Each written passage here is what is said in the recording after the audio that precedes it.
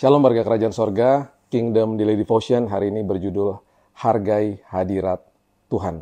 Diambil dari 1 Samuel 5 ayat 2-3. Firman Tuhan berbunyi begini. Orang Filistin mengambil tabut Allah itu, dibawanya masuk ke kuil Dagon dan diletakkannya di sisi Dagon.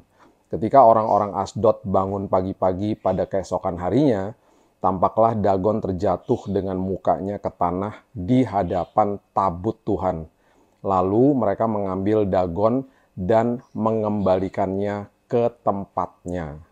Nah, apa yang terjadi dengan peristiwa ini?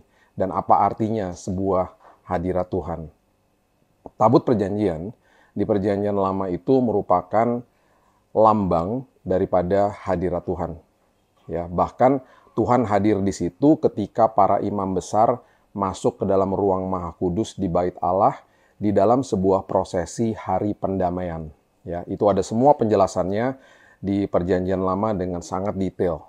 Ya, itu adalah lambang daripada hadirat Tuhan. Ya, ketika Israel berperang melawan orang Filistin di dekat sebuah tempat yang namanya Ebenezer, bangsa Israel kalah.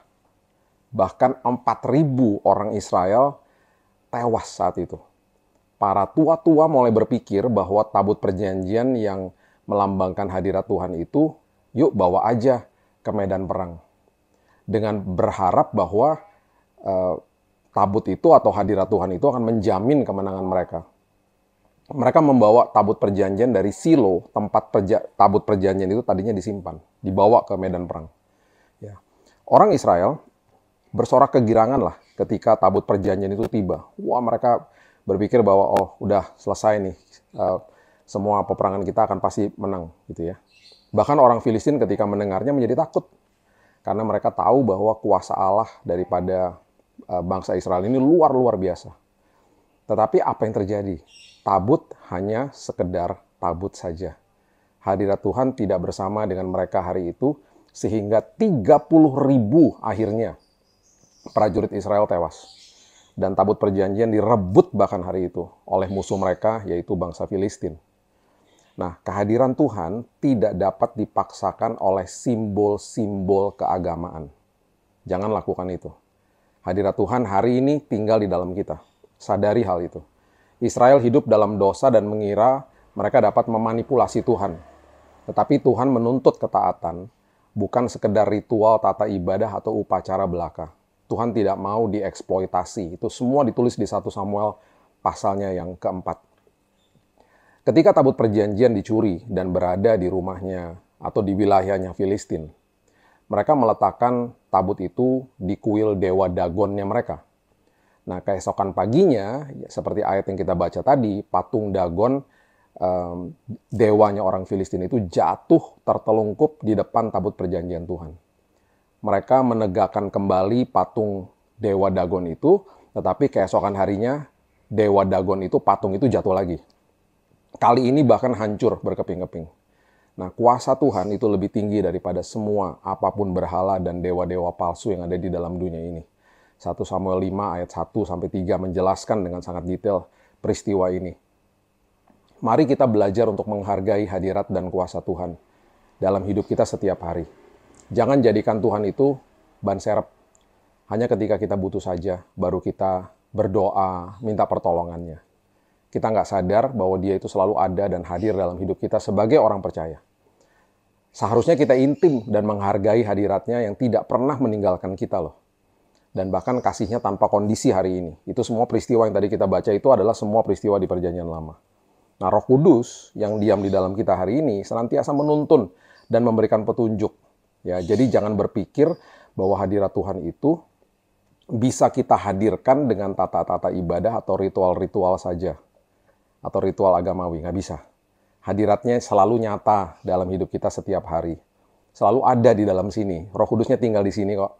Sebagai orang-orang percaya, gitu ya. Jadi jangan kutuskan apapun dan siapapun di dunia ini. Dan jangan jadikan apapun dan siapapun dewa atas hidup kita. Hargai hadirat Tuhan yang sudah tinggal di dalam sini. Ya, yang sudah Ia nyatakan dengan tinggal di dalam kehidupan kita melalui Roh-Nya yang kudus. Itu sebabnya hari lepas hari nikmati hadirat Tuhan. Nikmati kebersamaan bersama dengan Dia setiap hari. ngobrol sama dia.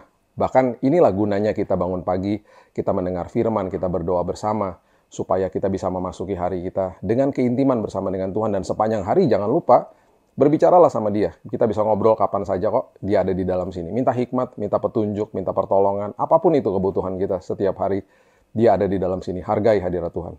Jangan ilahkan hal-hal yang lain di dalam hidup ini. Ayo kita mulai hari ini dengan doa. Tuhan, terima kasih, mengucap syukur buat hari yang baru. Kami berterima kasih buat hari yang indah. Kami percaya bahwa hadirat Tuhan yang ada selalu di dalam hidup kami. Kami mau belajar untuk selalu menghargai. Kami menilai hadirat Tuhan bukan dengan perasaan saja. Sesekali perasaan kami memang tersentuh. Tetapi kami menilai keberadaan hadirat Tuhan dengan iman. Karena kami tahu bahwa Roh Kudus yang ada di dalam kami tidak pernah meninggalkan kami. Ajari kami supaya kami intim setiap hari. Kami ngobrol sama Tuhan setiap hari. Bahkan mendisiplin diri kami untuk bangun pagi dan bicara sama Tuhan. Bahkan bercengkrama dengan Tuhan. Berdoa, mendengar firman-Mu, duduk di kakimu seperti Maria. Karena itu bagian yang paling terbaik yang Kau katakan. Terima kasih Bapa yang baik.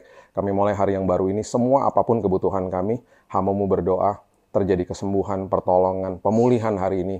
Dan juga apapun yang kami butuhkan, bahkan petunjuk dan hikmat juga Tuhan sudah siapkan di hari yang baru. Kami mulai hari yang baru ini Tuhan, hanya di dalam nama Tuhan Yesus kami berdoa dan mengucap syukur.